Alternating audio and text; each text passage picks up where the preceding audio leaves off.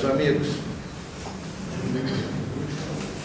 nos fala o Evangelho sobre as grandes dores, e o próprio Cristo nos adverte: ai das grávidas naqueles dias. É fácil enaltecermos a figura do Cristo, tecermos louvaminhas às qualificações de Jesus. É tão fácil quanto inútil. Com todo respeito, não serve para nada. O importante é estudarmos os ensinos do Evangelho para poder vivermos os seus ensinamentos. Quando dizemos estudar o Evangelho, é porque é simplesmente impossível vivenciarmos uma doutrina, uma filosofia, um ensinamento que não conhecemos. Então, por comodismo, nós passamos a nos limitarmos a aplaudir o Cristo, falar das suas belezas, as suas grandes virtudes, que bem pouco podemos imitar. Jesus nos trouxe um manancial enorme de ensinamentos para que nós sejamos verdadeiros cristãos. E assim como são os homens, são as nações. As nações são feitas de homens. E para que uma nação se diga cristã, ela tem que, em sua maior parte populacional, especialmente seus homens públicos, os seus dirigentes, os seus mentores, eles também precisam estudar o Evangelho para vivenciá-los. Nós vemos mundo afora um equívoco grave quando se julga cristianismo ir a um templo elegante, ouvir um cerimonial de luxo, pregações tradicionais, música clássica, aí saímos dali, estamos de alma lavada, somos cristãos. E esse talvez tenha sido o maior equívoco da nossa humanidade ao longo dos séculos.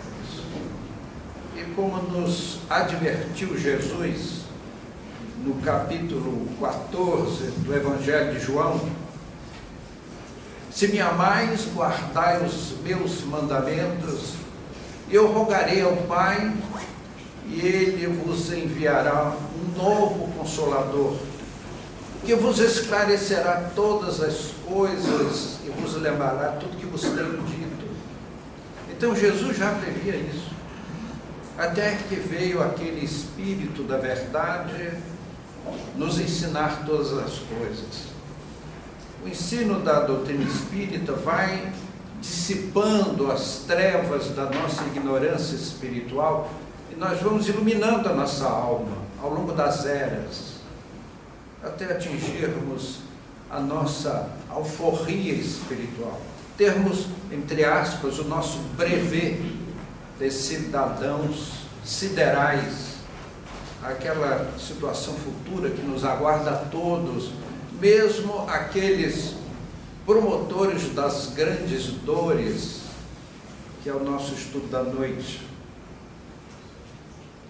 Nós observamos no Evangelho que Jesus nos ensinou a perdoar, a compreender. Disse textualmente: se alguém nos bate numa face, oferecermos a outra face. Se alguém nos pede a túnica, larguemos ainda a capa. Se alguém nos pede para ir com ele uma milha, vamos mais duas. Naturalmente que as expressões do Cristo eram expressões figuradas que continham uma filosofia profunda. E esta advertência do Cristo é para a nossa não agressão, não ao ódio, não ao revide, não à vingança de qualquer natureza. Eu estava uma época estudando no Japão e tive um domingo de folga, não tinha nada o que fazer, peguei uma condução, transporte público e fui visitar, conhecer a cidade de Nagasaki, uma belíssima e próspera cidade japonesa. E no meio da cidade há uma grande praça, e eles fizeram uma praça bem ao estilo japonês, um grande cimentado e um banco de cimento a toda a volta. E no meio da praça havia, feito em concreto, uma estátua de um samurai apontando para o céu. E estava escrito lá em japonês o que significava aquilo. Eu leio, consigo falar um pouco, pelo menos para não morrer de fome, né? A gente logo aprende o birro, que é a cerveja, né? Só que é cara, beça, uma garrafinha desse tamaninho, R$12. Dá um copo. Então, mas aquela linguagem assim, filosófica, erudita, não dava. Aí eu perguntei a um cidadão que estava perto, ele traduzir por o very good English. E o cavalheiro explicou o que estava escrito. Ele disse que aquela estátua representava o cidadão comum, o homem do povo, apontando para o céu 3 grandes aviões que iam se afastando e que jogaram um paraquedas com uma coisa metálica pendurada.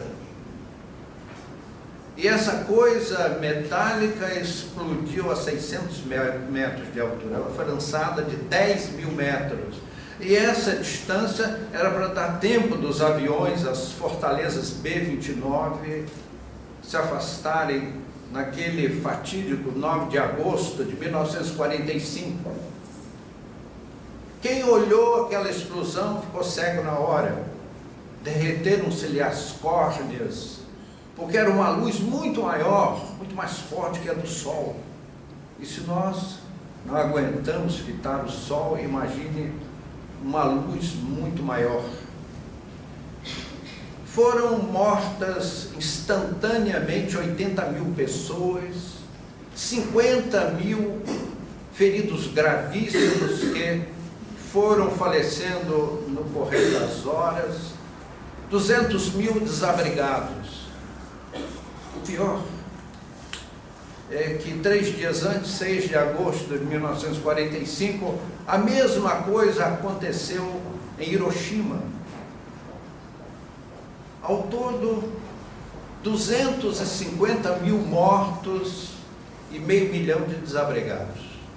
Meus amigos, a gente sente uma tontura ao ouvir uma coisa dessa. E aquele mesmo cavalheiro que leu aquela plaquinha, que estava escrita num japonês, acima da mediocridade dos meus conhecimentos do Nihongo Kaiwa, ele me convidou a visitar o Museu da Bomba, que fica em Nagasaki. Eu diria aos amigos que há quem diga assim, precisa ter estômago para ver uma coisa dessa. Para ver o que está naquele museu, precisa não ter estômago. Pôsteres, fotografias, objetos retorcidos, maquetes, uma réplica da bomba, 4.000 quilos.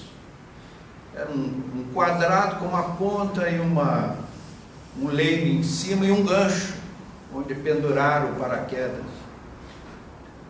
E eles fizeram uma maquete com 16 metros quadrados, com uma espuma muito transparente, creio, uma espuma de nylon muito transparente, e um projetor projetava a cidade e você tinha a sensação de estar vendo ao vivo a cidade, a maquete.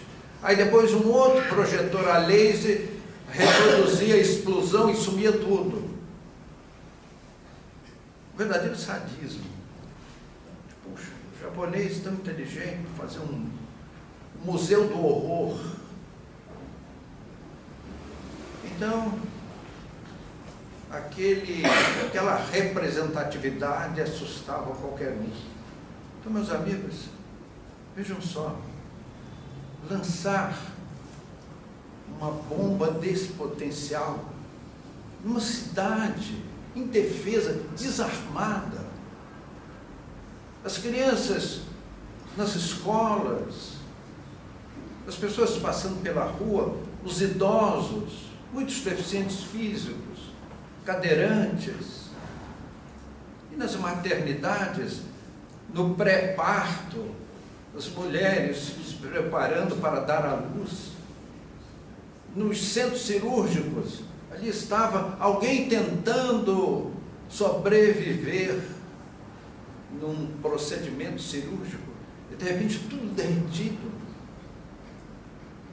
uma coisa assim, assustadora. Então o Evangelho tem razão quando nos fala das grandes dores, e quando nos fala, ai das grávidas naqueles dias, porque nas maternidades de Hiroshima e Nagasaki, lá estavam as gestantes, naqueles momentos de dar à luz, e foram volatizadas, derretidas, pulverizadas, por um calor absurdo, de mais de 1000 graus. Então, meus amigos, eu faço uma pergunta: nós somos seres humanos, filhos de Deus, ou doentes alucinados? Há quem defenda, e assistiu não faz muito tempo um programa de televisão em que pessoas defendiam o ataque nuclear às cidades japonesas. Era melhor assim, porque fazia acabar mais rápido a guerra, pondo de joelhos as autoridades japonesas para a assinatura de uma paz incondicional, uma rendição incondicional. E dizia um cavaleiro: e tínhamos que vingar o que fez a armada japonesa em 1941, no dia 7 de dezembro. Realmente diz que o mal gera o mal. A esquadra japonesa aproximou-se de Pearl Harbor, naquela data fatídica, em dezembro de 1941, e quando aqueles 6 porta-aviões gigantescos já estavam na área de operação de seus aviões, eles decolaram e fizeram um terrível bombardeio em Pearl Harbor, matando milhares de pessoas, destruindo toda aquela base naval americana. Meus amigos, o que é que o Cristo nos recomenda? Perdoar, não 7 vezes, mas 70 vezes 7. Não há agressão, não há vingança. Nós temos assim uma maneira de ser, de procurar culpados. Quem é o culpado? Meus amigos, só Deus tem competência para dizer quem são os culpados. Eu penso que às vezes nós tomamos atitudes até violentas num momento impensado, num momento de insensatez, ou quando somos dominados pela ignorância, pelo obscurantismo, pela falta de conhecimento. Quantas pessoas agem mal porque são ignorantes? Aliás, há quem diga que ninguém consegue ser mal sem ser ignorante. Então, meus amigos, em 1941 aconteceu essa tragédia de um ataque da armada japonesa sem declaração de guerra, sutilmente, usando elementos surpresa, e fez aquela devastação toda. Agora vejam só, amigos. Em 1942, Albert Einstein, que nós tanto admiramos pela sua contribuição à ciência, especialmente à física, ele foi o intelectual, o cientista, que conseguiu convencer ao presidente Roosevelt, Franklin Delano Roosevelt, para que ele assumisse o projeto Manhattan em 1942. Então nós ficamos assim, mas puxa, Einstein não era um ignorante, olha, ele era, à época, a maior inteligência do planeta, segundo os estudiosos do assunto. Eu tenho minhas dúvidas, mas pelo menos tinha esse pedigree. Era considerado o homem mais sábio do mundo à época. E ele convenceu a Roosevelt a assumir esse projeto.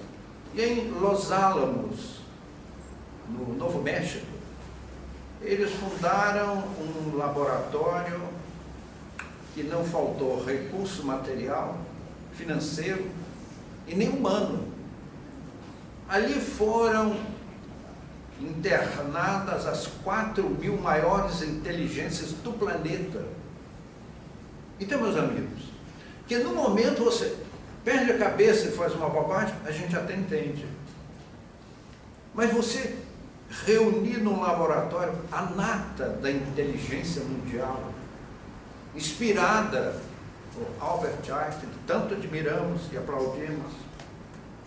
E ali eles começaram a desenvolver aquelas bombas atômicas lançadas sobre aquelas cidades indefesas, um absurdo desrespeito à vida.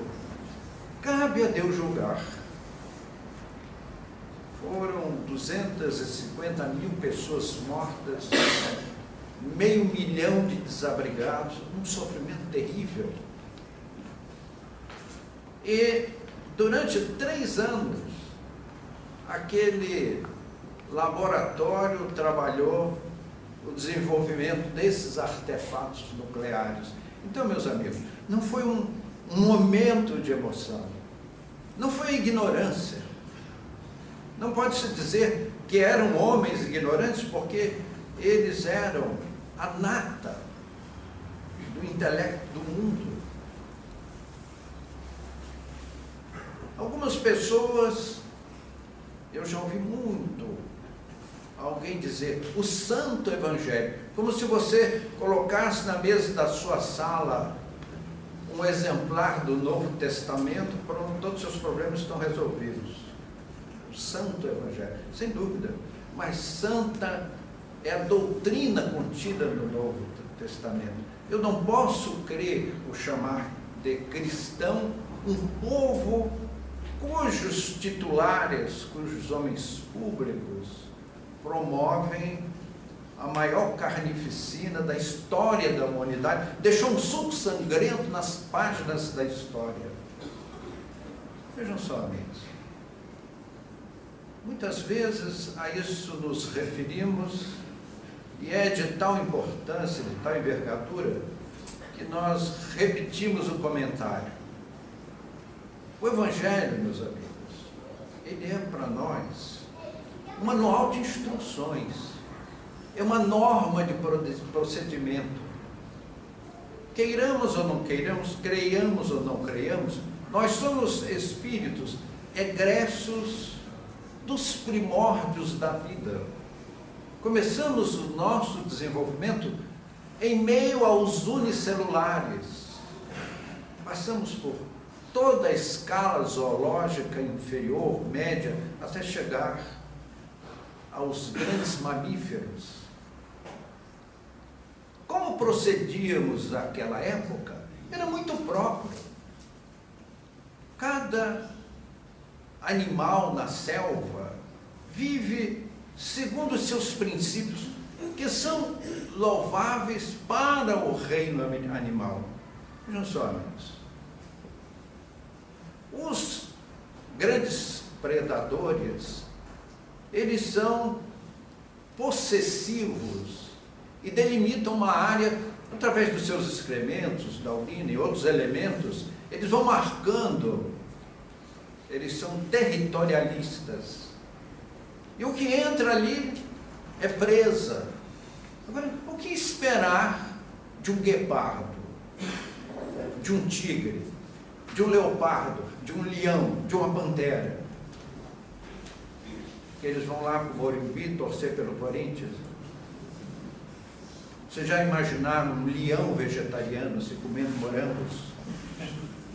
Então, meus amigos, nós trazemos dessa época os nossos instintos de espaço, de domínio, que era próprio, respeitável, compreensível. O leão, quando caça uma zebra e come, ele não faz isso com ódio.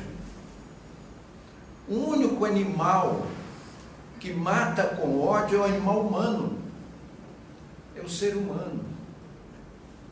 Então o Evangelho, meus amigos, é um manancial de normas para que nós possamos, através desses ensinamentos, expurgarmos os resquícios de animalidade que carregamos ainda no nosso espírito. Então vejam só, amigos. Mas aquelas eram cidades japonesas. Eu acho que aí está um grave equívoco. Aquilo ali, as duas cidades, Hiroshima e Nagasaki, eram agrupamentos humanos, que por acaso chamaram a ilha de Japão, só por acaso. Aquelas pessoas que ali viviam, que ali sonhavam, que ali amavam, que queriam viver, elas apenas estavam naquela ilha porque ali nasceram. Então deviam elas resgatar aquele equívoco gravíssimo das autoridades nipônicas que atacaram lá aquela base naval americana. Foi uma desproporção. Aquela base naval era uma base militar, não era uma base indefesa. Ela foi, assim, num vacilo das autoridades, daqueles que deveriam fiscalizar os seus horizontes, mas eles estavam armadíssimos até nos dentes. Possuíam as belonaves mais modernas da época, canhões para fazer frente a um ataque militar. Mas a armada japonesa usou o elemento surpresa. É diferente daquelas cidades. Aquelas cidades eram agrupamentos humanos, pessoas indefesas, sem qualquer armamento. E de repente, toda aquela carnificina. Então, meus amigos, nós ficamos assim, muito entristecidos, porque afinal de contas, nós somos ou não somos seres humanos? Aqueles povos que se dizem cristãos e que estão muito distantes dos conselhos do Cristo. Quando Jesus nos disse perdoar não 7 vezes, mas 70 vezes 7. Então, como alguém, e vejam bem, amigos, eram dirigentes de nações, eram homens de ciência, eram aqueles que dominavam as intimidades da matéria, os átomos, ao ponto de poderem desenvolver armamentos de tal poder de letalidade assustadora. Então, meus amigos, nós ficamos assim, mais uma vez, meditando o endereçamento a forma equivocada com que tratamos os ensinamentos do Cristo. Meus queridos amigos, é por isso que Jesus, naquele capítulo 14 de João, ao qual há pouco nos reportamos, ele diz que enviaria um novo Consolador. Nós ficamos assim, o Espiritismo não tem dinheiro, porque quando nós praticamos a doutrina espírita, o fazemos por ideal. Não inexiste no movimento espírita o profissionalismo religioso. Não se coleta valores, não se promete vantagens celestiais. Tudo isso é o cristianismo do Cristo numa versão moderna. Então Jesus chamou a nossa atenção para isso, para que nós possamos oferecer a face. Naturalmente que essas recomendações do Mestre nós devemos colocar entre aspas. O que Jesus estava nos transmitindo é a não agressão, a não violência. Então, nós lançamos bombas sobre 2 agrupamentos humanos que por acaso estavam no solo japonês, numa ilha, um arquipélago que deram o nome de Japão. Agora, o que aquelas pessoas tinham a ver com isso? Para sofrerem aquele hediondo massacre que nós ficamos pensando, meu Deus do céu, quem somos nós? Somos seres humanos? Ou somos doentes alucinados? Ou perdemos o juízo? E vejam, amigos, não foram pessoas simples. As pessoas que desenvolvem tais armamentos, eu tive uma experiência pessoal. Eu tinha um colega de trabalho, um jovem engenheiro, que ele começou um namoro com uma moça que trabalhava numa fábrica de material bélico. E ela era química. E ela o convidou para ver o seu trabalho. E ela estava desenvolvendo uma nova granada com um novo metal muito especial.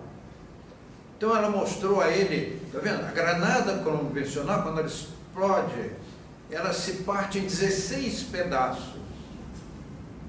Esse novo metal, ele vai partir em 16 vezes 16. Cada 1/16 avo vai se desenvolver em outros 16. Então haverá assim um leque de destruição muito maior. E a moça toda empolgada. Ele acabou com o namoro. Meu Pai do céu, eu temo um dia dividir o leite com essa dama. O que pode acontecer? Sei lá se ela não põe uma granada dessa embaixo da cama ou do meu travesseiro. Então, meus amigos, nós vivemos num mundo muito difícil, que é a Terra. A nossa humanidade, ela foi aos poucos saindo daquele primitivismo dos homens das cavernas, começaram a formar as primeiras cidades. É assim que o mundo teve um mínimo de inteligência, um mínimo de entendimento. Nós recebemos das esferas estelares regiões que a nossa mente não consegue abarcar, a vinda de um sábio que chegou ao nosso mundo, como disse o anjo para Maria, né? Bendita sois vós entre as mulheres, bendito é o fruto do vosso ventre. Quando alguma pessoa diz que, não, Jesus, ele apareceu na palha da estrebaria, conversa fiada. Maria era uma moça jovem e muito bonita, e muito saudável. Então, seu esposo não haveria de ser indiferente a todos esses encantos. E Maria não iria derrogar as leis de Deus e deixar de ser mãe, como são todas as mães que parabenizo nessa segunda-feira, após o Dia das Mães. Então Jesus foi fruto, bendito é o fruto do vosso ventre. Então Maria foi mãe, como todas as mães do mundo, respeitando as leis naturais, porque as leis naturais são as leis de Deus. Então, meus amigos, nós não conseguimos conceber no nosso limitadíssimo entendimento como foi que esse espírito de uma envergadura cósmica, que não podemos imaginar, como esse espírito viajou vibratoriamente, porque a viagem não é física, é vibratória. Como ele conseguiu varar todas essas vibrações para ressurgir no planeta terrestre como homem de carne e osso, que foi Jesus. Equívoco. Essas definições de que Jesus era fluídico. Se Jesus fosse fluídico, a crucificação teria sido uma encenação. E ele foi muito claro: quem quiser vir após mim, tome a sua cruz e siga-me. Ou será que Jesus nos manda carregar a nossa cruz e ele seria um covarde que se esconderia atrás de um corpo fluídico? Jesus foi um homem de carne e osso, como somos todos nós, como Maria foi mãe, como são todas as mães da história da humanidade. Quando a nossa humanidade atingiu aquele mínimo de entendimento, esse espírito estelar veio à Terra para nos ditar aos seus secretários, que eram os seus apóstolos, os 12 apóstolos, os ensinamentos cósmicos, aqueles ensinamentos que vão nos transformar, para que nós possamos evoluirmos, nos libertarmos e podermos deixar os mundos físicos como a Terra e migrarmos para mundos felizes. Nós dizíamos há pouco que o Espiritismo não tem dinheiro porque não tem esse objetivo. Nós não temos templos suntuosos, paramentos, solenidades, misticismos. O Espiritismo lembra as pegadas do Mestre. Jesus galgava a barca, sentava-se e falava à multidão na praia. Ele não usava nenhuma exéquia, nenhuma fantasia, nenhum luxo. Ele era direto e objetivo aos seus ensinamentos, que passaram as páginas da história, chegando aos nossos dias, com os seus defeitos próprios da humanidade. Então, meus amigos, é impressionante como os ensinamentos espíritas vão se infiltrando em todos os povos. Nós já encontramos o movimento espírita em todos os grandes países do mundo. O mundo já tem 32 federações espíritas que congregam o movimento espírita em cada país, como em Portugal, Espanha, França, Estados Unidos, México, Argentina, Brasil e outras nações do mundo, para trazer esses ensinamentos a uma linguagem moderna. Porque há textos nos livros antigos obscuros, difíceis de serem entendidos, e o Evangelho, segundo o Espiritismo, nos ensina todas as coisas como prometeu Jesus. Eu já ouvi uma pessoa dizer: ah, mas é o Evangelho segundo o Espiritismo. Mas Jesus não escreveu o Evangelho. Abra lá aquele exemplar do Novo Testamento que tem lá na prateleira da sua casa e veja que lá está escrito o Evangelho segundo João, segundo Mateus, segundo Lucas, Assim como há o Evangelho segundo Mateus, segundo João, segundo Lucas, há o Evangelho segundo o Espiritismo. É o Evangelho na visão dos Espíritos esclarecidos, que comentam aquelas obscuridades e nos colocam numa linguagem moderna, compreensível a qualquer pessoa de mínimo de entendimento. Então, meus amigos, essas grandes dores, os responsáveis por elas, sabe Deus aferir a responsabilidade de cada um. Mas uma coisa é certa, como nos ensina a doutrina, por mais tenhamos nós errado, teremos a nossa oportunidade, meus amigos. Mas vai levar muito tempo. Nós temos a eternidade. Qualquer dimensão é igual a zero comparada com o infinito. Qualquer tempo é igual a zero comparado com a eternidade. E qualquer equívoco é igual a zero comparado com as oportunidades que a misericórdia divina tem a nos oferecer. Não nos cabe a nós criticar ninguém, apedrejar ninguém.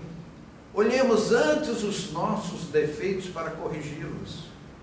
Entregamos a Deus os equívocos alheios, pequenos ou grandes, e Deus saberá encaminhar todos esses nossos irmãos, e no devido tempo, na misericórdia divina, eles serão felizes como todos os filhos de Deus, com as suas consciências lavadas dos graves equívocos.